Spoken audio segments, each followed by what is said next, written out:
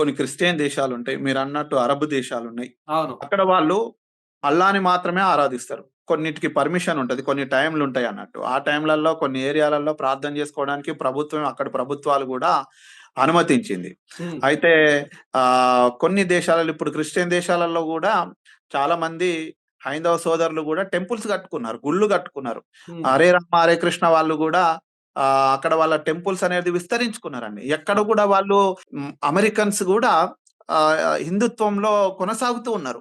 ఆ భక్తిలో, ఆ పూజలో పరవశిస్తున్నారు. అది వాళ్ళిష్టం. కానీ ఆ అమెరికా దేశంలో ఉండి వాళ్ళెవ్వరు అనలేరు. ఎక్కడ గూడా దాడులు జేసినట్టు గాని, ఎక్కడ గూడా ఆ గ్రంథాలను తగులబెట్టినట్టు గాని చూడలేదు మనం. అవును. కానీ ఇక్కడికొచ్చేసరికి ఎందుకు? భారతదేశం అంటే విభిన్న మతాలకు, విభిన్న జాతులకు, విభిన్న కులాలకు నిలయమైనది మన భారతదేశం. సార్వభౌమాధికారమైన మన దేశం ఏందంటే, మన దేశంలో ప్రతి పౌరుడికి మత స్వేచ్ఛ అనేది, మత ప్రచారం చేసుకునే హక్కు గాని ప్రతి ఒక్కరికి ఇవ్వబడిందండి.